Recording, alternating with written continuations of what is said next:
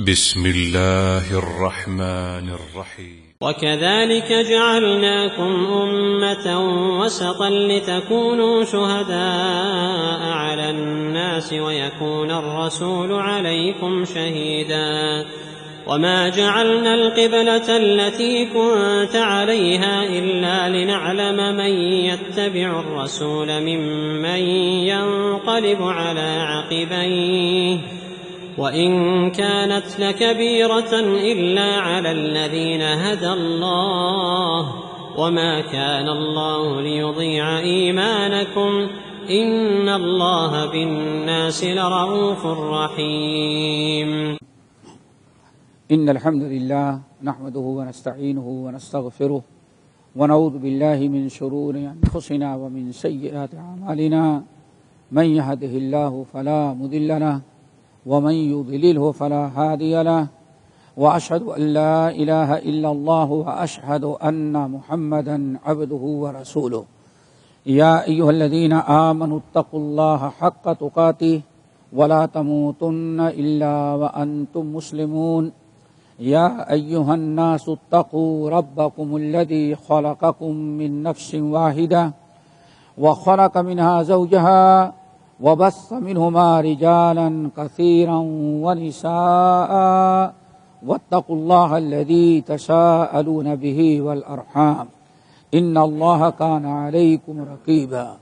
يا أيها الذين آمنوا اتقوا الله وقولوا قولا سديدا يصلح لكم أعمالكم ويغفر لكم ذنوبكم ومن يطع الله ورسوله فقد فاز فوزا عظيما. أما بعد فإن خير الحديث كتاب الله وخير الهدي هدي محمد صلى الله عليه وسلم وشر الأمور محدثاتها وكل محدثة بدعة وكل بدعة ضلالة وكل ضلالة في النار. محترم سامعین، نوجوان ساتھیوں، دینی ماں اور بہنوں، آج دائرہ کی طرف سے جو موضوع اور درس یا تقریر کا عنوان مقرر کیا گیا ہے وہ تکفیر کا فتنہ، فتنہ تکفیر۔ فتنہ جانتے ہیں آپ لوگ، فساد، بگاڑ، ان تمام چیزوں کا نام فتنہ ہے۔ تکفیر کسی کو کافر بنانا، کسی غیر کافر کو، کسی کلمہ گو کو، کسی مسلمان کو معمولی کوتاہیوں، لغزشوں اور کچھ ان کی خامیاں یا ان کی کچھ نافرمانیوں کو دیکھ کر کے کفر کا فتویٰ لگا دینا، اس کو کہا جاتا ہے تکفیر۔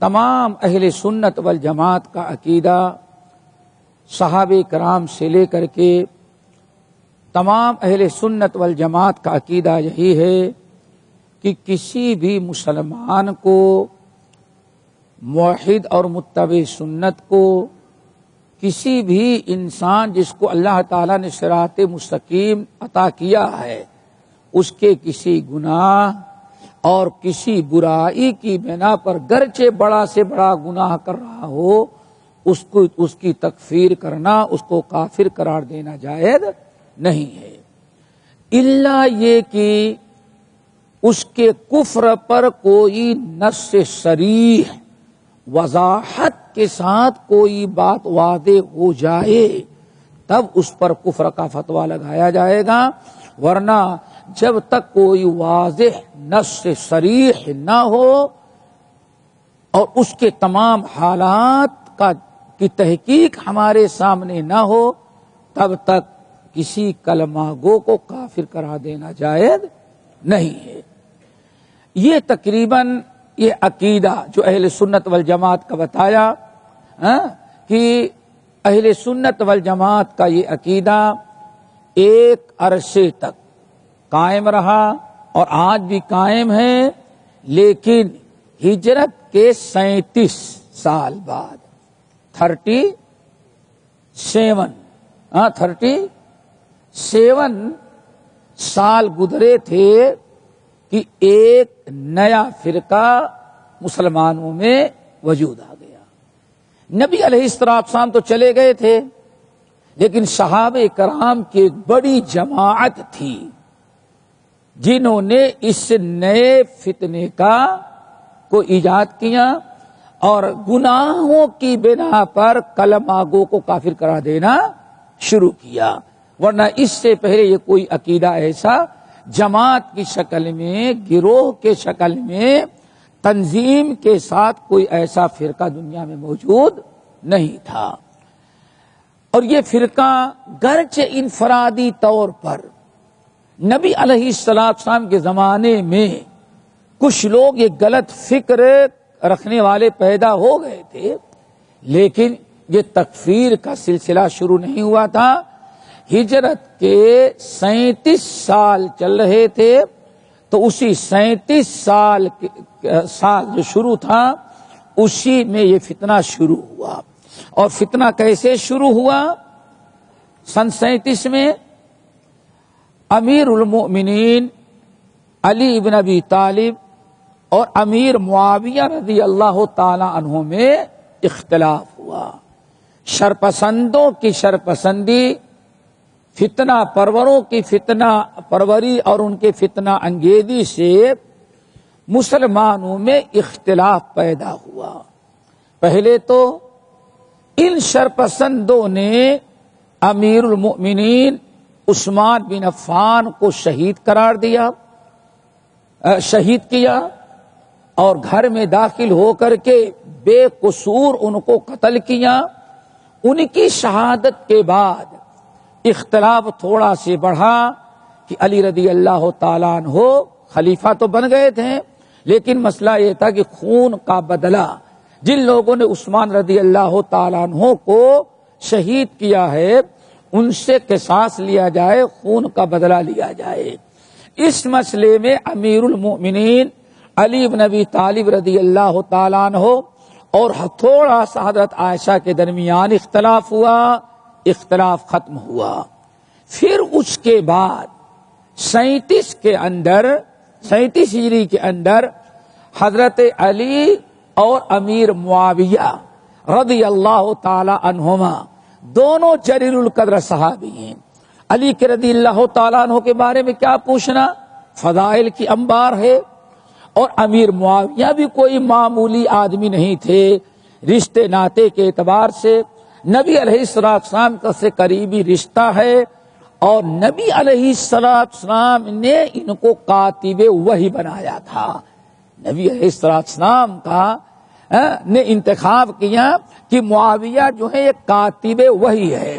کاتب وحی کا مطلب یہ ہے جبرائیل امین قرآن پاک کی جو آیات لے کر کے نبی علیہ السلام کے پاس آتے اور نبی علیہ السلام کو وہ آیات بتا دیتے، تو رسول اللہ صلی اللہ علیہ وسلم لوگ 3 کاتب وحی تھے، ان میں ایک امیر معاویہ تھے۔ نبی علیہ السلام بلاتے اینا معاویہ، تو معاویہ کہاں ہیں، آئے بلاؤ۔ معاویہ رضی اللہ تعالیٰ عنہ آتے تو نبی علیہ السلام فرماتے اے معاویہ، یہ قرآن پاک کی آیات آج ابھی نازل ہوئی ہیں، یہ فلاں سورت میں فلاں آیات کے بعد ہیں، اس لیے ان آیتوں کو فلاں سورت کے فلاں آیت کے بعد نوٹ کر دو، لکھ دو۔ یہ تھی ذمہ داری حضرت امیر معاویہ کی، اسی لیے ان کو کہا جاتا کاتب وحی۔ نبی علیہ السلام کسی بے ایمان خائن کو قطعاً کاتب وحی نہیں مقرر کر سکتے تھے، صحابی تھے۔ نمبر 3، نبی علیہ السلام نے امیر معاویہ کے بارے میں دعا دی، اللہم اجعلہ ہادیا مہدیا، اے اللہ معاویہ کو ہادی اور مہدی بنا دے۔ لیکن شیاطین انس اور شیاطین جن جن لوگوں نے حضرت عثمان بن عفان رضی اللہ تعالیٰ عنہ کو شہید کیا تھا، اور جھگڑا کوئی دین کا نہیں تھا، انہوں نے سیاسی مسئلہ بنایا اور سیاسی اختلاف پیدا کر کے عثمان بن عفان کو شہید کیا، انہی لوگوں نے امیر معاویہ اور علی رضی اللہ تعالیٰ عنہ کے صفوں میں داخل ہو کر کے فتنہ انگیزی کیا، اور وہ نہیں چاہتے تھے کہ نہ معاویہ امیر رہیں نہ علی خلیفہ رہیں۔ مین مقصد تھا کہ ان دونوں کو ختم کر کے ہم لوگ اپنی حکومت بنائے۔ وہ فتنہ پرور جو تھے، جو تکفیری گروہ تھا، اپنی حکومت قائم کرنا چاہتے تھے، لیکن بیچ میں ایک راستہ اور نکال لیا گیا۔ نکالا کیا گیا؟ کچھ سنجیدہ لوگوں نے چونکہ اللہ تعالیٰ کا فرمان ہے وَإِنْ طَائِفَتَانِ مِنَ الْمُؤْمِنِينَ اقْتَتَلُوا فَأَصْلِحُوا بَيْنَهُمَا بِالْعَدْلِ وَأَقْسِطُوا إِنَّ اللَّهَ يُحِبُّ الْمُقْسِطِينَ۔ یہ سورہ حجرات کی آیت، اللہ نے ارشاد فرمایا اے مسلمانوں وَإِنْ طَائِفَتَانِ مِنَ الْمُؤْمِنِينَ اقْتَتَلُوا، اگر تمہارے مومنوں کے دو گروہ آپس میں لڑ جائیں تو ان کے درمیان مصالحت کرا دو۔ اللہ تعالیٰ عدل انصاف کرنے والوں سے بڑی محبت کرتا ہے۔ تو ایک گروہ صحابہ کا، تابعین کا، اس آیت کے پیش نظر حضرت امیر معاویہ اور علی کی جو لڑائی چل رہی تھی، مصالحت کی کوشش کی، اور دونوں مصالحت کرنے پر آمادہ ہو گئے۔ آپ حضرات جانتے ہیں وہ شرپسندوں کا ٹولہ اور گروہ، تکفیری ذہن رکھنے والے، اپنی حکومت جو بنانا چاہتے تھے کہ دونوں لڑیں اور ختم ہو جائیں، ہماری حکومت بن جائے، اور مصالحت ہو جانے پر ان کو حکومت بنانے کا چانس نہیں تھا۔ اس سے ان کو بڑی تکلیف ہوئی۔ اور مصالحت کی شکل کیا ہوگی؟ کابینہ بیٹھی مصالحت کرانے والوں کی، ایک پنچ سمجھتے ہیں نا، ایک نمائندہ، ایک آدمی حضرت علی اپنا مقرر کرے، اور اسی طرح سے ایک آدمی کون مقرر کرے؟ امیر معاویہ۔ اور امیر معاویہ اور علی ان دونوں کو اختیار دیں کہ تم دونوں جو فیصلہ کر دو گے وہ ہم قابل قبول ہوں، اور ہم فیصلہ ہمیں قابل قبول ہے۔ بات ہو گئی نا؟ اب دونوں فیصلہ، ایک طرف عمرو بن عاص تھے رضی اللہ تعالیٰ عنہ، حضرت معاویہ کی طرف سے جلیل القدر صحابی عمرو ابن العاص تھے، اور علی رضی اللہ تعالیٰ عنہ کی طرف سے ابو موسیٰ الاشعری رضی اللہ تعالیٰ عنہ تھے۔ دونوں پائے کے صحابی، دونوں مصالحت کروانا چاہیں، اور جہاں مصالحت کی بات آئی اس سرپسند ٹولے نے دیکھا کہ دونوں اگر مصالحت ہو گئی تو ہمارا کیا بنے گا، انہوں نے فوراً حضرت امیر معاویہ اور امیر المؤمنین علی بن ابی طالب رضی اللہ تعالیٰ عنہ کو چھوڑا اور قرآن پاک ہاتھوں میں لیا۔ اللہ اکبر! دیکھو کیسا انسان کیسے فتنے پھیلاتے ہیں۔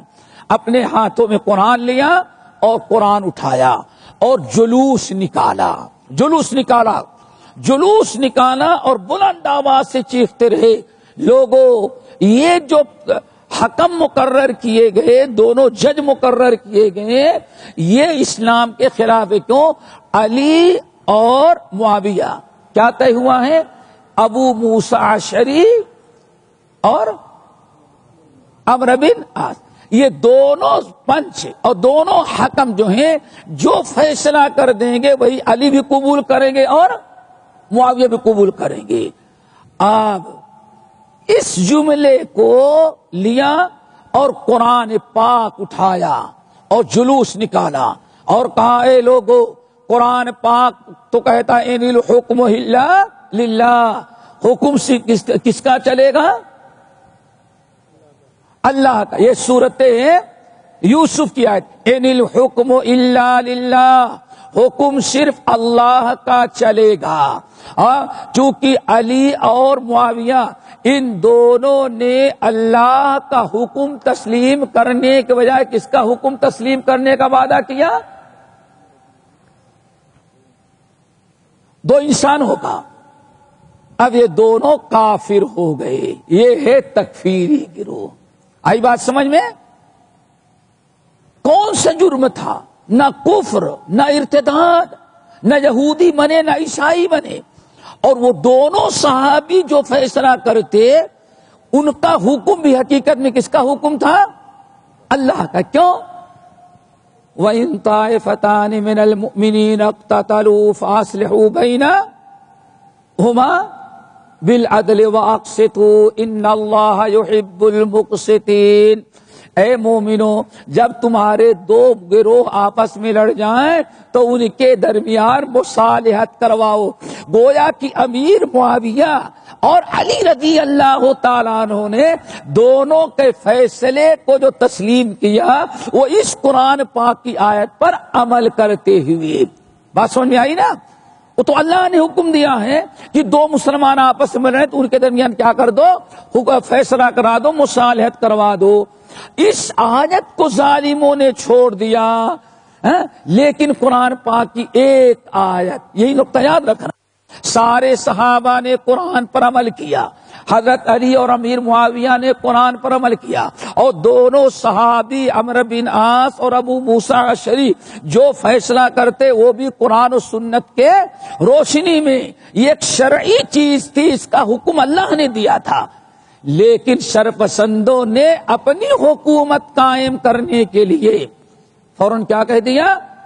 دونوں کافر ہو گئے. کیوں؟ یہ دونوں کس کا فیصلہ قبول کر رہے ہیں؟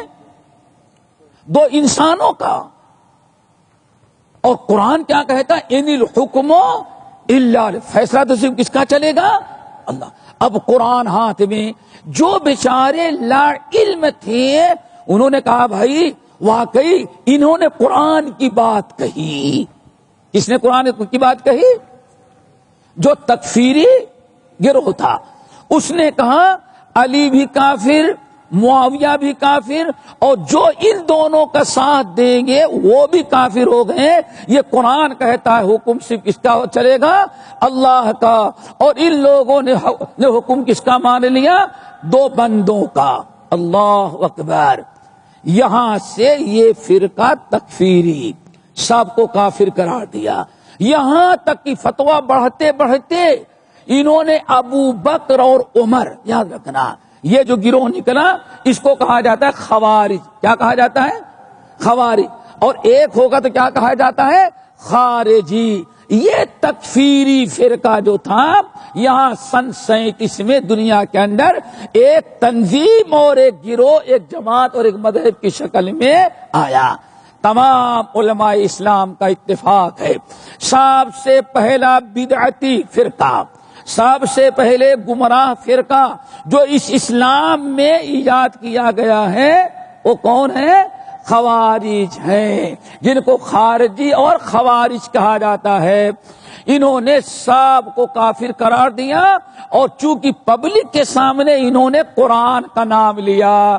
جن بیچاروں کو قرآن کا علم نہیں تھا وہ سب کے سب کہنے لگے نہیں وہ دونوں باطل پر ہیں. کیوں؟ ان کی زبانی حق باتیں اور یہ قرآن کا حکم بتا رہے ہیں، ہم ان کا ساتھ دیں گے جو قرآن کے مطابق عمل کرتے ہیں. بڑی جماعت بن گئی، ان کی حکومت سادی ہو گئی. لیکن یہاں ایک بات اور بتا دینا بہت ضروری ہے. تکفیری فرقہ تو سمجھ میں آ گیا، ان کو کیا کہا جاتا ہے؟ تکفیری. اور یہ اس وقت سے لے کر کے اللہ رسول نے ارشاد فرمایا، پیشین گوئی کی تھی، یہ قتل کیے جاتے رہیں گے لیکن ہر زمانے میں یہاں قتل کیے جائیں تو دوسری جگہ وہ پیدا ہو جائیں گے. یہ کسی نہ کسی نام سے دنیا میں ہر وقت یہ گروہ موجود رہے گا، یعنی تکفیری گروہ. حضرت علی رضی اللہ تعالیٰ عنہ کو جب انہوں نے کافر قرار دیا تو سب کی عبرت و نصیحت کے لیے، کیوں؟ اب لوگوں نے ان کے ہاتھ میں کیا تھا؟ قرآن تھا. ہر آدمی یہ کہے گا بھائی یہ مولوی صاحب زمانی بات کرتے ہو تو قرآن کی باتیں کر رہا تھا. لیکن علم نہیں رہتا تو آدمی دھوکے میں کھا جاتا ہے.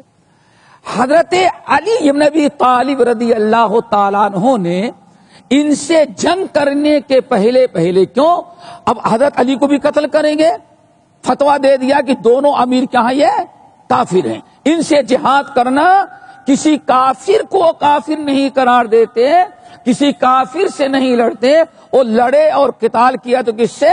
دو صحابیوں سے، علی اور معاویہ کے گروہ سے۔ علی رضی اللہ تعالیٰ عنہ نے حضرت عبداللہ ابن عباس کو بلایا اور کہا عبداللہ تم جاؤ ذرا ان کو سمجھاؤ۔ اللہ اکبر۔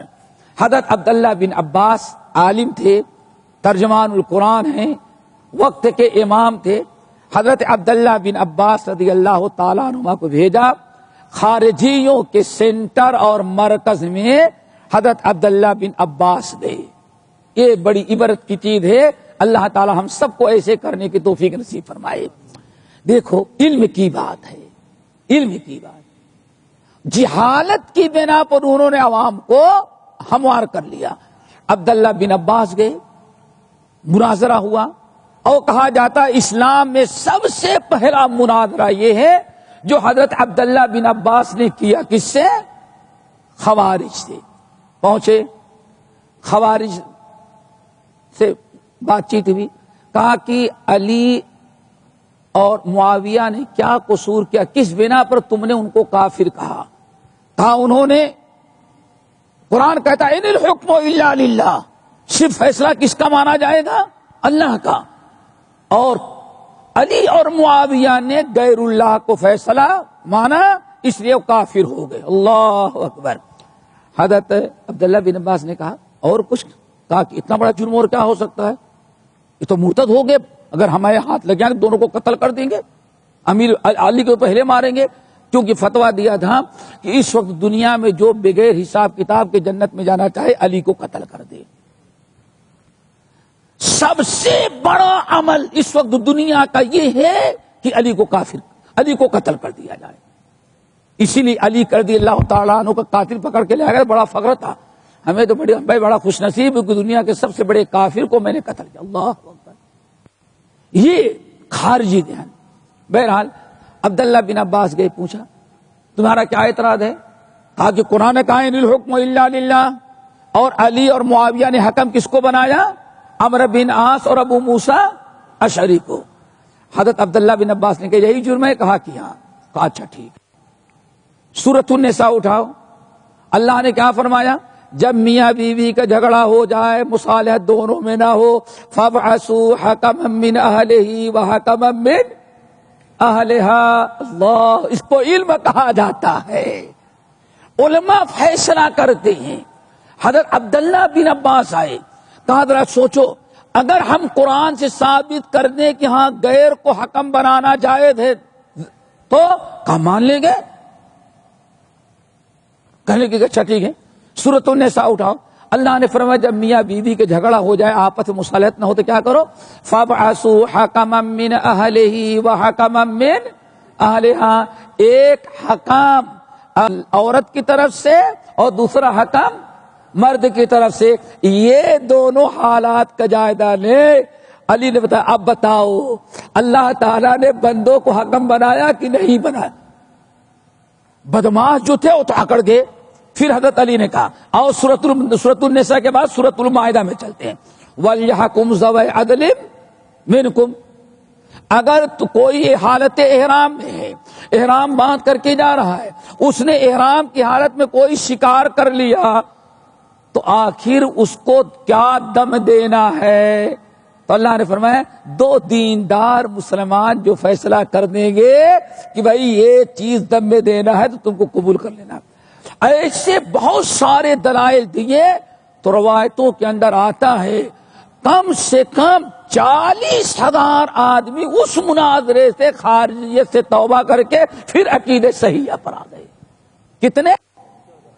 اس سے اندازہ لاؤ کہ اس خارجی فرقے نے، تکفیری فرقے نے ایک آیت لے کر کے کتنے بڑے جہالت کو ثبوت دیا اور کتنے بڑی جماعت کو لوگ گمراہ کیا۔ جب حق سامنے آیا کہ علی اور معاویہ نے جو کیا وہی قرآن نے حکم دیا ہے اور یہ جو کہہ رہے ہیں وہ غلط ہے، تو ایک ہی مناظرے میں ایک ہی وقت میں کتنے لوگ توبہ کر لیے؟ 40,000۔ یہیں سے پتا چل گیا عوام کو دھوکہ نہیں کھانا چاہیے۔ کوئی بھی نئی تحریک نئی تنظیم نکلے تو اس کا کام اس کی لچھی دار تحریروں اور بڑے بڑے زبردست دعوے، ہم اسلام نافذ کریں گے، ہم حکومت الہیہ قائم کریں گے، اس میں دھوکہ نہ کھا جائے۔ علماء سے پوچھ لے کہیں کوئی دال میں کالا تو نہیں ہے۔ یہ خارجی ذہن تھا جنہوں نے علی کی حکومت کو غیر اسلامی حکومت قرار دیا۔ یہ تکفیری ذہن تھا جس نے امیر معاویہ کی حکومت کو طاغوتی حکومت، کافروں کی حکومت قرار دیا۔ آج علی اور معاویہ سے کوئی بڑا مسلمان اب قیامت تک ہو نہیں سکتا، لیکن یہ لمبے دعوے کرنے والے، ان کے ذرا کردار، ان کے منہج، ان کے معاملات کو دیکھو۔ تکفیری گروہ تھا۔ بہرحال اس بات لمبی ہو جائے گی، تو بات سمجھ گئے ہوں گے تکفیری کہاں سے پیدا ہوئے۔ آؤ نمبر 2، میرے بھائیو ذرا یہ یاد رکھیے گا کہ بلکہ نمبر 3 کہ تکفیر کرنا، کسی کو کافر قرار دینا یا کسی کو صالح قرار دینا، کسی کو مومن قرار دینا، ایک کس کا حق ہے؟ اللہ کا۔ نہیں ہے بھائی؟ سورہ حجرات پڑھو۔ قالت الاعراب آمنا قل لم تؤمنوا ولكن قولوا اسلمنا۔ دعوے بڑے لمبے کر رہے، اے نبی اللہ ان کو کہہ دو، اللہ فرما رہے تم ابھی ایمان والے نہیں بنے۔ ایمان کس کا صحیح ہے؟ اسلام کس کا صحیح ہے؟ فرائض کیا ہیں؟ واجب کیا ہے؟ حلال کیا ہے؟ حرام کیا ہے؟ یہ ساری چیزیں کس کے اختیار میں ہیں؟ اللہ کے۔ یہ اللہ کے حقوق میں ہے، اللہ کے اختیار میں ہے، بندوں کے اختیار میں نہیں ہے۔ اسی طرح سے کسی کو کافر بنانا، کسی کو اسلام سے خارج قرار دے دینا، کسی کو مرتد قرار دے دینا، یہ بھی کس کا حق ہے؟ اپنے مزاج کے خلاف، اپنے تحقیق کے خلاف، آپ کے تنظیم کے خلاف، آپ کے جماعت کے خلاف ہو، آپ کے نظریے کے خلاف ہو، آپ اس بنا پر کسی کو کافر قرار دیں، یہ آپ کو اختیار نہیں ہے۔ انسان کافر اس وقت ہوگا جب حقیقی معنوں میں اللہ کا قرآن اور اللہ کا رسول اور اس کی حدیثیں ثابت کرنے کے واقع یہ انسان کیا ہے؟ کافر ہے۔ اپنے سے کسی کو ہم کافر کا نہیں دے سکتے، الا یہ کہ کسی نص صریح قرآنی آیت نبی کی سنت سے واضح ہو جائے کہ انسان کیا ہے، واقعی یہ مرتد ہو گیا، اسلام سے خارج ہو گیا ہے، یہ ہمارا حق نہیں ہے، جیسے آگے آئے گی۔ نمبر 4، یہ بڑی اہم چیز ہے، اس کو سمجھو۔ تکفیر کے فتنے سے بچنا ہے تو ہمیں کیا سمجھنا ہے؟ چوتھی چیز بڑی اہم ہے، کسی جہاں جہاں بھی قرآن و حدیث میں کفر کا لفظ آ جائے، فسق کا لفظ آ جائے، تو کوئی یہ ضروری نہیں کہ واقعی وہ کفر ہے جس کی بنا پر انسان اسلام سے خارج ہو جاتا ہے۔ ہمارے اسلاف کا، صحابہ کا، تابعین کا، محدثین کا کیا منہج ہے، عقیدہ کیا ہے؟ کفر دون کفر، کفر دون کفر، شرک دون شرک۔ امام بخاری رحمت اللہ علیہ اپنے صحیح کے اندر باب قائم کرتے ہیں، باب کفر دون کفر۔ امام ترمذی رحمت اللہ علیہ سلف کا قول نقل کرتے، صحابہ کے نزدیک کفر کی، شرک کی 2 قسمیں ہوتی ہیں۔ ایک کفر وہ ہے جو مخرج عن الملہ، جس سے انسان اسلام سے خارج، اور ایک کفر وہ ہے کہ انسان اسلام سے خارج نہیں ہوتا۔ جیسے بہت ساری چیزیں آپ اللہ رسول نے کیا ارشاد فرمایا، جو انسان مثال کے طور پر جو انسان عورت کی ناپاکیگی کی حالت میں اپنے بیوی سے اپنی خواہش پوری کی، اس نے انکار کر دیا، فقط کفر بما انزل علی محمد، تو گویا اس نے کفر کیا، انکار کیا قرآن کا جو اللہ نے نازل کیا۔ دیکھو، لیکن باتفاق علماء وہ اسلام سے خارج نہیں ہوتا۔ نمبر 2، نبی علیہ السلام نے ارشاد فرمایا، من اتا کاہنن، جس نے کاہن کے پاس آیا، جو بتلایا اور پوچھا اس سے، اس نے کیا کیا؟ کفر کر ڈالا۔ اس طرح سے بہت ساری چیزیں ایسی ہیں کہ کفر کی 2 قسمیں سمجھنا ضروری ہے۔ تکفیریوں نے کیا کیا؟ ان کے نزدیک ہر وہ چیز جہاں کفر کا لفظ نظر آیا انہوں نے اس کو اسلام سے خارج کر دیا۔ حالانکہ صحابہ کا، تابعین کا طریقہ کیا ہے؟ کفر کی 2 قسمیں ہوگی، کفر اکبر اور کفر اصغر۔ کفر اکبر جو ہے انسان کو اسلام سے خارج کرتا ہے، اور کفر اصغر جو ہے اسلام سے خارج نہیں کرتا، لیکن اس کو چھوڑنا ضروری ہے، توبہ استغفار کرنا ضروری ہے، وہ فاسق اور فاجر سمجھا جاتا ہے، یہ ضروری ہے۔ قرآن و حدیث میں بہت ساری مثالیں اس کی ملتی ہیں۔ اسی طرح سے کبھی جس انسان کے زبان سے کوئی کفریہ بات نکل جائے، یا قلم سے لکھ دیا، یا کسی کلمہ گو نے کوئی ایسا عمل کیا جو کفر کا عمل ہے، تو اس کو بھی اس وقت تک کافر نہیں بنا سکتے جب تک کہ واقعی اس سے پوچھ کر کے، تحقیق کر کے اس کا عقیدہ واضح ہو سکتا ہے۔ کفر پر عمل کر رہا ہے لیکن علم نہ ہو بیچارے کے پاس، ہو سکتا ہے کفر پر عمل کر رہا ہو لیکن وہ نادانستہ طور پر، یا ہو سکتا ہے کفر کی بات کہہ رہا ہے لیکن اس کو خیال نہیں کہ زبان سے کیا نکل رہا ہے۔ یہ سارے حالات ہیں، اس کا جائزہ لینا ضروری ہے کافر ہونے سے پہلے تو کافر اس کو بنائے جس کے کفر کی سب سے بڑی دلیل قرآن و سنت سے وضاحت کے ساتھ موجود ہو، واقعی قرآن اس کو کافر کہہ رہا ہے۔ نمبر 2، وہ عمل کفریہ قرآن کہہ بھی رہا ہے تو سامنے والے کو اس وقت تک کافر نہ بناؤ جب تک کہ اس کو سمجھا نہ لو، اس کے حالات کو سمجھ نہ لو، اس کے نظریے، اس کے عقیدے کی معلومات نہ کر لو۔ مثلا قرآن پاک سورہ رات کی آیت ہے، اللہ نے کیا فرمایا؟ ایک صحابی راستہ پکڑ کے چلے جا رہے تھے، کافروں نے راستے میں پکڑ لیا ان کو اور کہا تم بت کو پکارو ورنہ تمہیں قتل کر دیں گے۔ بہت نہیں، شرک ہے، یہ کفر ہے، لیکن اتنا ظالموں نے مجبور کیا کہ انہوں نے سوچا چلو جان بچانے کے لیے کیا کہہ دیتے ہیں، یعنی ہم مانتے ہیں۔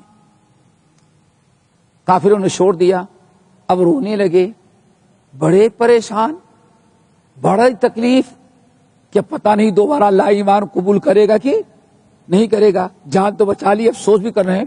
نبی علیہ السلام کے پاس روتے ہی بھی آئے، اللہ رب العالمین نے قرآن پاک کی آیت نازل کی کہ جو انسان کفریہ بات شرح صدر کے ساتھ پسند کرتے ہوئے کوئی کفریہ عمل کرے گا وہ کافر ہوگا، الا من اکرہ وقلبہ مطمئن بالایمان، لیکن کسی کو مجبوراً کفر کرایا گیا اور اس کا دل کفر پر مطمئن نہیں بلکہ ایمان پر بالکل ڈٹا ہوا ہے، اس کو غلط سمجھتے ہوئے جان بچانے کے لیے اگر اس نے بت کا سجدہ بھی کر لیا تو اللہ فرماتے وہ کافر نہیں ہوگا۔ دیکھا آپ نے، کفر تو کیا نا، بظاہر اس نے کفریہ عمل کر ڈالا، ہوش حواس میں کر ڈالا، لیکن اللہ نے فرمایا مجبوری کے بنا پر اس سے کفر کرایا گیا۔ اگر اس کا دل ایمان پر توحید پر مطمئن ہے تو زبردستی بت کا سجدہ کرایا گیا، ظالموں نے کرایا، تو اس سے ایمان سے خارج یہ نہیں ہوا۔ عمل تو بتا رہا ہے کافر ہے، بت کا سجدہ کر رہا ہے، یہی بتا رہا ہے نا، لیکن ہم تو فتویٰ لگا دیں گے۔ ہم نے کہا نہیں، فتویٰ لگانے کے پہلے اس ذاتی طور پر اس کے بارے میں معلومات کرو۔ جب تک یہ واضح نہ ہو جائے کہ واقعی جان بچانے کے لیے نہیں بلکہ ہندو بننے کے لیے بت کا سجدہ کیا، جب تک اقرار نہ کر لے، وضاحت نہ ہو جائے، تب تک اس پر کفر کا فتویٰ نہیں لگائیں گے۔ ممکن ہے ایسے قلم سے، ہاتھ سے۔ اور ایک حدیث اور آپ لوگوں نے سنا ہوگا، کبھی انسان کی زبان سبقت کر جاتی ہے، دل تو نہیں چاہتا، دل و دماغ میں نہیں ہے، لیکن زبان سے کوئی کفریہ بات نکل گئی، صرف اس کے کلمے کی بنا پر ہم کافر نہیں، تم نے کفر کی بات اسلام سے خارج ہو گئی، جاؤ تمہاری بیوی کو طلاق ہو گئی، اللہ ہوگا، سب سے پہلے تو یہی فتویٰ دیں گے نا، تمہاری بیوی تم سے، پتہ نہیں بیوی بیچاری نے کیا کیا، اتنی جلدی تم نے فتویٰ دے دیا۔ اللہ کے رسول صلی اللہ علیہ وسلم ارشاد فرماتے ہیں، مشہور حدیث، ایک آدمی سفر میں جا رہا تھا، گرمی کا موسم تھا، حدیث یاد آئی نا، گرمی کا موسم ہے، پانی بھی اونٹنی پر رکھا ہے، بستر بھی اونٹنی پر رکھا ہے، کھانے پینے کا سامان بھی اونٹنی پر ہے، اور اکیلا سفر کر رہا ہے۔ ایک درخت نظر آیا سایہ دار، سوچا گرمی بہت ہے، تھوڑا سا آرام کر لے، اور اس نے بستر نہیں اتارا، کھانا بھی نہیں اتارا، مشق بھی پانی کے نہیں اتارا، سارا سامان میں تھوڑا سا آرام کرنا ہے، لیٹ کے آرام کر لیتے، اب اتاریں گے پھر چڑھائیں گے، بلا وجہ مصیبت۔ اللہ رسول فرماتے سب کچھ تو کیا لیکن اونٹنی باندھنا بھول گیا، آنکھ لگی سو گیا، اونٹنی 1 2 3 نکل گئی وہاں سے، ہے ہی نہیں، چلی گئی کہیں میدان میں۔ ان کی نیند کھلی، اب اونٹنی تو اٹھتے ہیں تو اونٹنی نہیں ہے، غائب ہو گئی ہے، اور اونٹنی گئی تو سب کچھ لے کر کے، کھانے کا پینے کا سارا سامان لے کر کے، اور اب ادھر دوڑے ادھر دوڑے، جب کچھ چانس نہ ملا تو سوچتے ہیں کہ اب اس ریگستان میں مرنے کے بجائے تو مرنا ہی ہے، چلو اسی درخت کے نیچے لیٹ کر کے مر جاؤ۔ مرنے کے لیے آ کے لیٹ گئے ہو، ہاں؟ لیکن موت نہیں آئی تھی، مرتا کیا بھی ہو، نیند لگ گئی، پھر اس کی نیند کھلی، تھوڑی دیر کے بعد جب دوبارہ نیند کھلی تو دیکھا پورے سامان کے ساتھ اونٹنی اس کے سامنے کھڑی ہے، بڑا خوش ہو گیا، بڑا خوش ہوا، اور خوش ہونے کے بعد کیا کہتا ہے، اللہم انت عبدی وانا ربک، اللہ میں تیرا رب ہوں، تو میرا بندہ ہے۔ کہنا یہ چاہیے تھا، اے اللہ تو میرا کتنا بڑا رب ہے، بھاگی ہوئی اونٹنی کو واپس لوٹایا، میں تیرا شکر گزار بندہ ہوں۔ کہنا یہ چاہیے تھا، دل میں تو ہے کہ میں کیا کہہ رہا ہوں، اللہ تو میرا رب اور میں تیرا بندہ، لیکن زبان سے کیا کہہ رہا ہے، اللہم انت عبدی، اللہ تو میرا بندہ میں تیرا رب ہوں۔ زبان سے تو نکل گیا، لیکن کوئی اس کو کافر نہیں کہہ سکتا، کفریہ کلمہ ہے، صراحت کے ساتھ کفریہ کلمہ ہے۔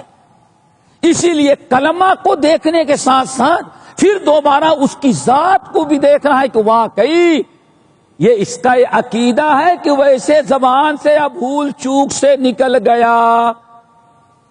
ابھی ہم کو آپ کافر بنانا چاہیں تو یہ بیٹھے جو ہیں بس یہی لے جائیں گے، غلطی سے کوئی لفظ اگر نکل گیا تو یہ باہر ہے، دیکھو مولوی صاحب کا عقیدہ یہ ہے، ثبوت کے طور پر یہ ریکارڈ موجود ہے۔ اب انہوں نے ہماری کفریہ بات جو غلطی سے نکل گئی سبقت رسانی کے بنا پر، واٹس ایپ کی برکت سے لمحے بھر میں پوری دنیا، اور جس کے بعد بھیجا انہوں نے 100 کے پاس اور بھیجا، اور پوری دنیا میں ہم کو کافر قرار دے دیا گیا۔ کوئی اتنا بڑا کفر تم نے کر ڈالا، ہم کو کافر بنا دیا، جبکہ اس بات کو، اس چیز کو تم نے سنا کفریہ ہے، لیکن ہم سے پوچھ کر کے ہمارے عقیدے کی تحقیق تم نے نہیں کیا. اسی لیے دوستو ہر کفریہ کلمہ آدمی جو کہہ دے وہ آدمی کو کافر نہیں بناتا، اسلام سے خارج نہیں ہوتا، بلکہ اس کے ذاتی طور پر تحقیق ہونی چاہیے کہ واقعی یہ اس کا عقیدہ رکھتا ہے یا کسی اور بنا پر ایسے کلمات کہہ دیا ہے. تو قرآن پاک کی ایک آیت اور نبی کے ایک حدیث آپ کے سامنے ہے، اس کا ذرا خیال رکھنا. اللہ اکبر. اور یہ فتنے تکفیر کہاں سے پیدا ہوتا ہے؟ اللہ کی کتاب کا معنی اور مطلب غلط سمجھنے کی بنا پر. نام تو کتاب کا ہوتا ہے.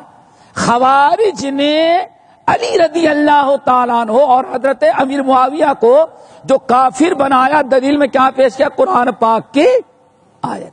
لیکن آیت کا معنی غلط لیا.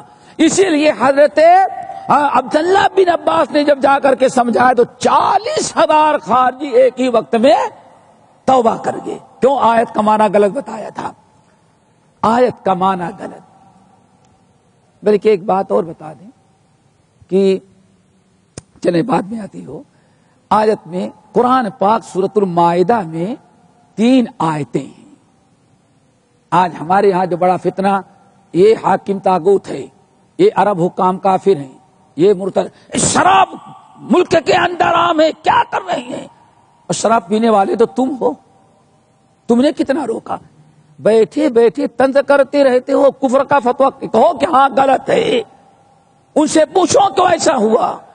لیکن اسی ایک جرم کی بنا پر آپ کیا کریں؟ یہ سب کے سب طاغوت مرتد ہیں، ان سے جہاد کرنا واجب ہے. اللہ اکبر. یہ خارجی عقیدہ ہے کہ حکام تکفیری رکھ، کہ پہلے حکام کو کافر کہو، پھر اپنی حکومت بنانے کے لیے ان کے خلاف احتجاج اور جلوس نکالو. میرے بھائیو، اللہ تعالیٰ سے ڈرو. 3 آیتیں قرآن پاک میں ہیں. آج بھی ہم نے بھی تجربہ کیا، ہم کو بھی انہیں آیتوں کے ذریعے بڑا بیوقوف بنائے جانے کی کوشش. یہ دیکھیں آپ کا عقیدہ یہ ہے، یہ کفر ہے. ہندوستان میں رہنا کفر ہے، پاکستان میں طاغوتی حکومت ہے، وہاں رہنا کفر ہے. اور کفر کا فتویٰ دینے والے سب کے بیٹے بینک میں کام کرتے تھے. سمجھ گئے نا؟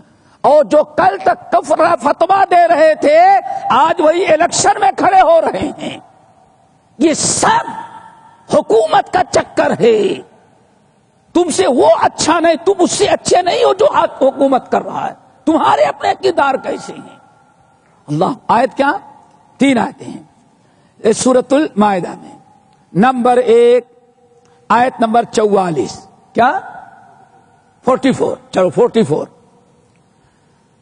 اللہ نے ساتھ فرمایا وَمَن لَّمْ يَحْكُم بِمَا أَنزَلَ اللَّهُ فَأُولَٰئِكَ هُمُ الْكَافِرُونَ. وَمَن لَّمْ يَحْكُم بِمَا أَنزَلَ اللَّهُ فَأُولَٰئِكَ هُمُ الْكَافِرُونَ. جس نے فیصلہ ما انزل اللہ کے مطابق نہ کیا وہ کافر ہو گیا. سمجھ گئے نا؟ کافر ہو گیا. کتاب اللہ، کتاب قرآن نے کہا احسان کرو، اور ویزے کا پیسہ لے لے کر کے ظلم کرتے ہیں. گویا کہ ما انزل اللہ کے مطابق حکومت. اس سے کیا کیا انہوں نے؟ ہم نے کفر کا فتویٰ دی. اللہ اکبر. ذرا سوچو، معمولی باتوں پر تکفیر کا نتیجہ کیا نکلا. وَمَن لَّمْ يَحْكُم بِمَا أَنزَلَ اللَّهُ فَأُولَٰئِكَ هُمُ الْكَافِرُونَ. ٹھیک ہے نا؟ جو ما انزل اللہ کے مطابق فیصلہ نہ کریں وہ کیا ہے؟ کافر. ٹھیک ہے نا؟ چلو وَمَن لَّمْ آیت نمبر 45. وَمَن لَّمْ يَحْكُم بِمَا أَنزَلَ اللَّهُ فَأُولَٰئِكَ هُمُ الظَّالِمُونَ. جو لوگ ما انزل اللہ کے مطابق فیصلہ نہ کریں وہ تو کون سے ہیں؟ کون سے ہیں؟ ظالم ہیں. کافر بھی ہیں، ظالم بھی ہیں. اور آیت نمبر آپ کی ایک آیت نمبر 47 ہم دیکھ کے پڑھ رہے ہیں نا. 47 کیا ہے؟ وَمَن لَّمْ يَحْكُم بِمَا أَنزَلَ اللَّهُ فَأُولَٰئِكَ هُمُ الْفَاسِقُونَ. اللہ اکبر. اور جو ما انزل اللہ کے مطابق فیصلہ نہ کریں وہ کیا ہے؟ فاسق۔ دیکھو کافر بھی ہے، ظالم بھی ہیں اور فاسق بھی ہیں، سمجھ گئے نا؟ اب ان کو مسلمان کیسے سمجھیں گے؟ ان کی حکومت میں زندگی گزارنا اور تائید کرنا اور خاموشی اختیار کرنا کفر ہے۔ یہ سب طاغوت ہے، ان کے خلاف کھڑے ہو جاؤ اور ان کی کرسی چھینو اور خود کرسی پر قبضہ کرو۔ اللہ اکبر۔ دیکھا یہ 3 آیتیں ہیں، وَمَن لَّمْ يَحْكُم بِمَا أَنزَلَ اللَّهُ فَأُولَٰئِكَ هُمُ الْكَافِرُونَ وَمَن لَّمْ يَحْكُم بِمَا أَنزَلَ اللَّهُ فَأُولَٰئِكَ هُمُ الظَّالِمُونَ وَمَن لَّمْ يَحْكُم بِمَا أَنزَلَ اللَّهُ فَأُولَٰئِكَ هُمُ الْفَاسِقُونَ۔ یہ کوئی نئی آیت تو نہیں ہے۔ آج جو لوگوں کو سمجھ میں آئی آیت، آخر آیت تو اللہ رسول کی تمدیل تھی نا۔ اولاً تو اللہ تعالیٰ نے یہاں تذکرہ کس کا کیا؟ اہل کتاب کا۔ اور مسلمان کس پر عمل کرتا ہے؟ کتاب و سنت پر۔ اہل کتاب کے بارے میں 3 آیتیں نازل ہوئی ہیں۔ یہ اہل کتاب اگر ایمان ما انزل اللہ قرآن و حدیث پر ایمان نہیں لاتے، اب اگر وہ کہہ رہے ہیں تو سب کیا ہیں؟ وہ سب کے سب ظالم ہیں، کافر ہیں۔ نمبر 2، عبداللہ بن عباس نے کہا یہ یہاں کفر سے مراد وہ کفر نہیں ہے کہ اسلام سے خارج ہو گیا، یہاں مراد ہے کہ وہ غلط کر رہا ہے اور وہ مجرم ہے۔ کیوں؟ اب کہتے ہیں ایک انسان حج کو اچھا سمجھتا ہے، مثال کے طور پر حج کو فرض سمجھتا ہے، حج فرض سمجھتا ہے، لیکن 1 2 سال 3 سال کوتاہی کرا، حج میں نہیں گیا۔ اللہ تعالیٰ کے حکم کو تو مان تو رہا ہے، بس عملی کمزوری اس کی ہے۔ کیا ہے اس کی؟ عملی کمزوری۔ یہ کمزوری اس کو اسلام سے خارج نہیں کر سکتی۔ ایک یہ ہے کہ اللہ اس کے رسول کا حکم ہے اور ایک لوگوں کا قانون ہے۔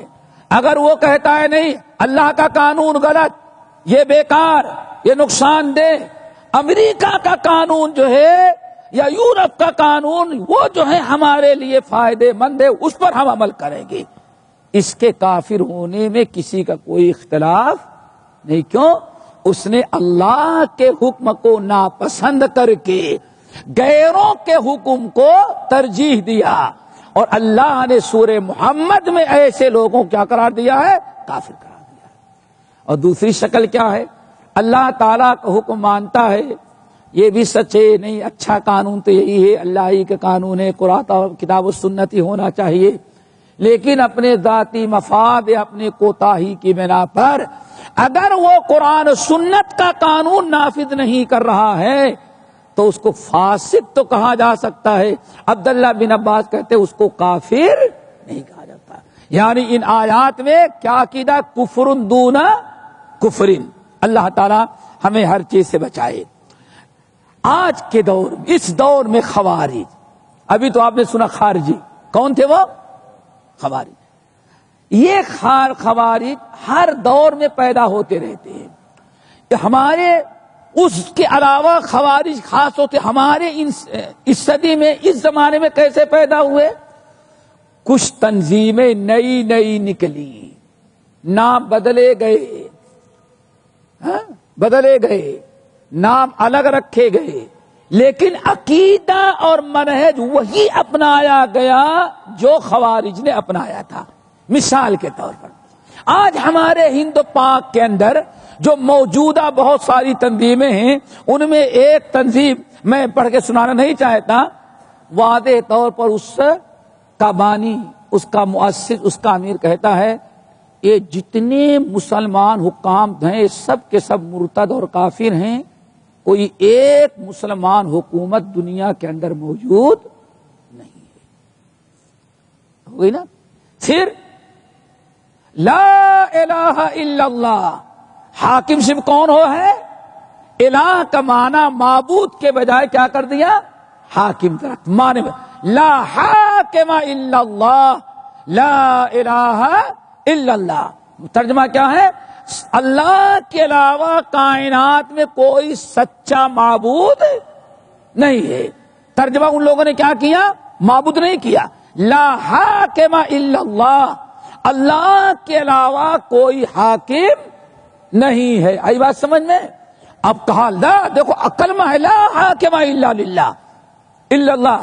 ان تنظیموں نے کہا چونکہ یہاں حاکم یہ بنا ہے، اس ملک کے لوگ ان کو حاکم سمجھتے ہیں، حالانکہ حاکم کون ہے؟ اللہ. اس لیے اس حاکم کو جو لوگ اپنا حاکم سمجھتے ہیں وہ طاغوت ہیں، اور طاغوت کو ماننے والے، حاکم ماننے والے بھی سب کے سب کیا ہیں؟ وہ کافر ہیں. اللہ اکبر. یہی مصر میں، یہی عرب میں، اور یہی ہمارے ہاں ہندوستان سے شروع ہوا اور پاکستان اور بنگلہ دیش تک. یہی وہ خارجی ذہن کے لوگوں نے نئی نئی تنظیمیں نام بدلے، لیکن وہی اصل میں تکفیری ذہن ہے. حکام کو کافر قرار دینا، سب کو کافر قرار دے کر کے عوام کو یہ باور کرانا چاہتے ہیں کہ سب کافر ہیں، اور اب ملک کے اندر انقلاب لانے کے لیے ضروری ہے کہ ان سارے کفار کو ختم کرو. نعوذ باللہ. تعجب کریں گے، یقین پڑے گا، یقین کریں گے. آج مفتی سعودیہ کے جو مفتی اعظم، دنیا کے سب سے بڑے مفتی جو مانے جاتے ہیں، ان کو بھی کہا یہ بھی کافر اور مرتد ہے. علامہ عثیمین، صالح فوزان، یہ جتنے لوگ ہیں، کارٹون بنایا گیا، دیکھو یہ سب جہنم میں جا رہے ہیں. سوچا آپ نے؟ یہ ہمارے یہاں موجود رہ کر کے یہ وہی تکفیری ذہن ہے جو کبھی داعش کی شکل میں ابھرتا ہے، کبھی فلاں شکل میں ابھرتا ہے، کبھی اور تنظیمیں اپنا نام بدل لیتی ہیں، لیکن کردار ذرا دیکھو سب کے تقریباً وہی ہیں. سب کے سب کفر کے، سب کے سب تکفیری ذہن رکھتے ہیں، اور پتہ نہیں کتنے لوگوں کو کافر قرار دیتے ہیں. پہلے ائمہ کو، پھر علماء کو، پھر جو بھی ان کے خلاف ہو سب کو کافر قرار دے کر کے الگ کر دیتے ہیں، اور اپنے آپ یا اپنی تنظیم کو مسلمان بنا کر کے اب کہتے ہیں ہمارا کام ہے ان کو ختم کرنا اور اپنی حکومت الہیہ اسلامی حکومت قائم کرنا. اللہ اکبر. اچھا، ایک صاحب سے پوچھا گیا آپ حکومت اسلامیہ قائم کریں گے نا؟ کہا کہ ہاں کروں گا. کہا پاکستان میں کون سی حکومت؟ کہیں کہ جب ہماری حکومت آ جائے گی تو ہم لوگوں سے پوچھیں گے بھائی کون سی شریعت چاہتے ہو؟ اگر جعفری فرقہ چاہیں گے تو ہم اپنے اس پاکستان اسلامی ملک میں کیا شان نافذ کریں گے؟ قرآن و سنت تو نہیں، جعفری رافض. اب کون سا اسلام تم لائے؟ کون سا اسلام تم لائے؟ کون سی حکومت الہیہ قائم کی؟ حکومت جعفریہ تم نے قائم کیا.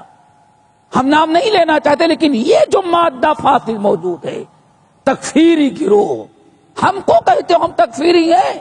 تکفیری ہم نہیں ہیں، تکفیری وہ جماعتیں ہیں جن کا تعلق داعش سے ہوتا ہے، خوارج سے ہوتا ہے. وہ طرح طرح کے نئی تنظیمیں نام بدلتے رہتے ہیں اور دنیا میں جنم لیتے رہتے ہیں، پیدا ہوتے رہتے ہیں. اور میرے بھائی اللہ اکبر، بات تو بہت لمبی ہو گئی، آپ لوگ بھی تھک چکے ہوں گے، لیکن بات تو کچھ سمجھ میں آ گئی، تاریخ بھی سمجھ میں آ گئی، وہ ان کا منہج بھی سمجھ میں آ گیا. ان کا عمل کیا ہوتا ہے؟ سب سے پہلے حکام کو، علماء کو جو ان کے علاوہ ہوتے ہیں کافر قرار دے کر کے وہی ان الحکم الا للہ پیش کریں گے اور چند گناہ دکھائیں گے. ارے دیکھو شراب خانے عام ہیں، دیکھو عریانیت عام ہے. اللہ اکبر. یہ طاغوت ہیں سارے لوگ بیٹھے، نعوذ باللہ. یہی کہہ کر کے عوام میں انقلاب لانے کی کوشش کی ہے. اور ہم پوچھتے ہیں ذرا بتاؤ عرب میں کتنے ملکوں میں انقلاب آیا؟ کہیں اسلامی حکومت قائم ہوئی بھائی؟ لیبیا میں قائم ہوئی، تونس میں قائم ہوئی، بڑا انقلاب لایا گیا.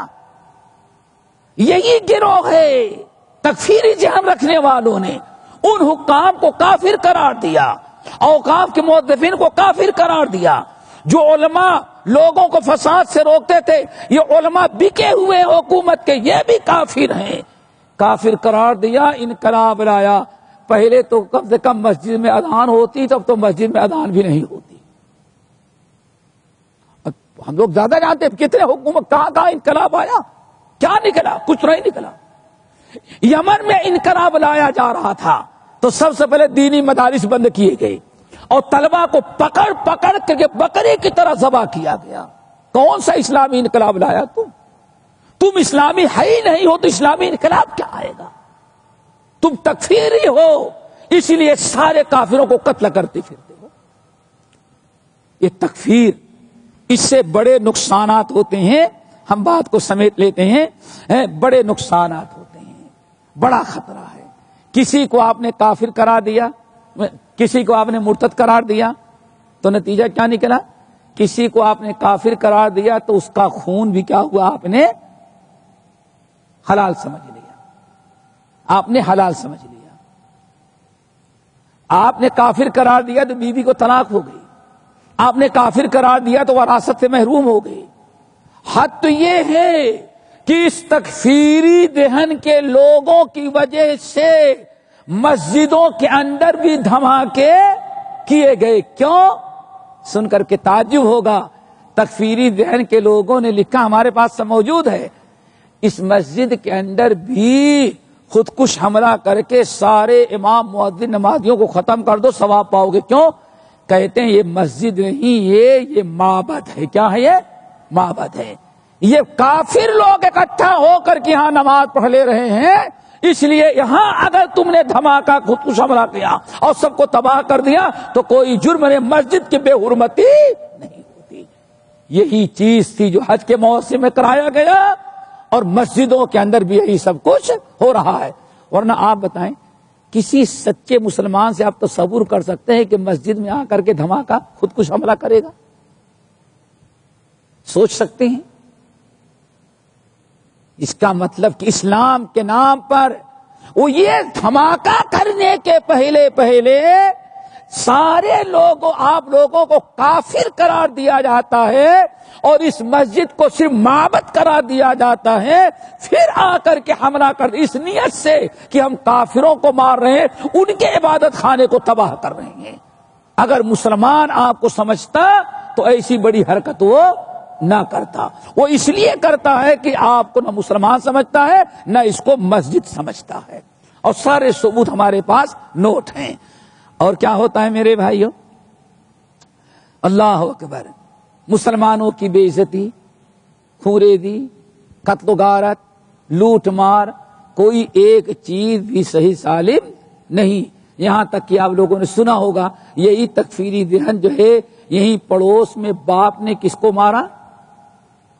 بیٹے کو مارا. بیٹے نے کس کو مارا؟ باپ کو. بھانجے نے کس کو مارا؟ ماموں کو مارا. ماں، بوڑھی ماں پر پستول کس نے رکھا؟ اس بیٹے نے جس کو 9 مہینے ماں نے پیٹ میں رکھا. ولادت کی تکلیف، 2 سال چھاتیوں سے دودھ پلایا، لیکن ماں بچہ کہتا تو کافر ہے، تم کو قتل کر دیں گے. یہ تکفیری خطورت، مشکلات اتنے زیادہ پیدا ہو جاتی ہیں کہ انسان کے لیے سنبھالنا ناممکن ہو جاتا ہے. اسی لیے میرے بھائیوں، کسی کو جلدی کافر قرار دینے کے بجائے کتاب و سنت کی روشنی میں جو صحیح معنوں میں کافر ہوگا اسی کو کافر کہا جا سکتا ہے، جس کے جو برہان ہو. ورنہ اگر ہم ایسے کافر کرتے جائیں تو کیا نتیجہ نکلے گا؟ 2 حدیث سنا دیتے ہیں بس. ایک، اللہ کے رسول نے کیا ارشاد فرمایا؟ اگر صحیح بخاری مسلم کی روایت، اگر کسی نے کسی مسلمان کو کافر کہا، یا کافر، تو کافر ہے، تو اللہ رسول نے کیا فرمایا؟ فَقَدْ بَاءَ بِهَا أَحَدُهُمَا. تو اگر صحیح معنی میں وہ کافر نہیں ہے تو فتویٰ دینے والا تو کافر ہو ہی گیا، کفر اپنے اوپر پلٹ آیا. پھر صحیح مسلم وغیرہ کی ایک حدیث،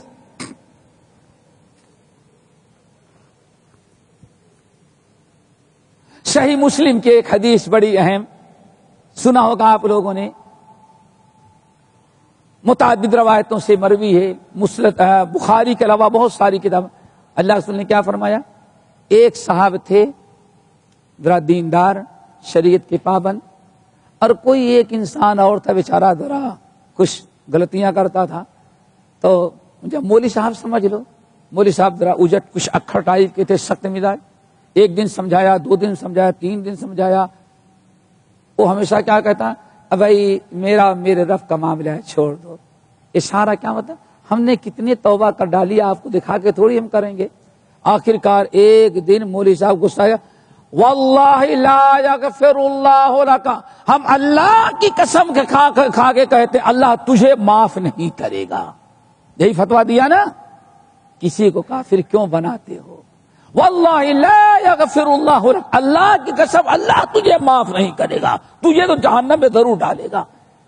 اس وقت کے جو نبی تھے، ایک روایت ہے نبی کے پاس وہی آئی کہ اے ہمارے نبی اس کو بلائیں، تمہاری زندگی بھر کے اعمال کو برباد کیا، اللہ نے اس کو معاف کر دیا. تم کون ہوتے ہو میرے معاملے میں قسم کھانے والے؟ اس نے قسم کھایا تو نیکیاں برباد. اور آپ کسی کو غیر کافر کو کافر بنا دیں تو آپ جنت میں جائیں گے، آپ مومن رہ جائیں گے. اور دوسری روایت کیا ہے، جب دونوں مر گئے تو اللہ نے مجرم کو تم جنت میں جاؤ اور تم جہنم میں جاؤ. اللہ نے نہیں، وہ جہنم والا میں جنت والا ہوں. اللہ نے کیا فرمایا، ہم جانتے ہیں تم کون ہو اور وہ کون ہے. وہ گناہ کرتا تھا،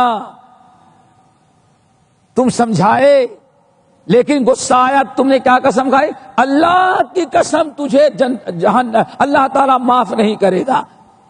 میں کس بندے کے ساتھ کیا کروں گا؟ تم کو اتنا بڑا فیصلہ کرنے کا اختیار کس نے دیا؟ جاؤ، قد احبت تو عملک، ہم نے تمہارے سارے اعمال کو برباد. لاتے بعد نیکیاں کہاں ہے؟ اس ایک فیصلے پر کسی پر اتنا بڑا فتویٰ لگا دینا اتنا بڑا جرم تھا کہ ایک فتوے کی وجہ سے اللہ نے زندگی بھر کی ساری نیکیاں برباد کر دی. یہ اللہ کا معاملہ ہے. اس لیے کسی کو کافر مشرک قرار دینے کے لیے ذرا اپنی زبان کی حفاظت کریں. کفر و شرک کا فتویٰ لگانا اور کسی کو کافر قرار دینا یہ اللہ کا کام ہے.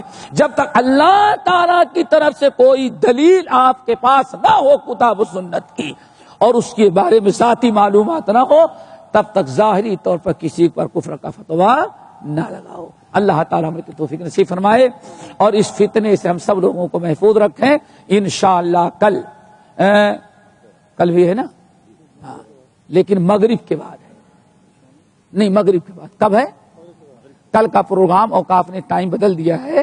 مسجد تو وہی ہے لیکن ٹائم مغرب کے بعد انشاءاللہ. سبحانک اللہم و بحمدک اشہد ان لا الہ الا انت استغفرک و اتوب الیک.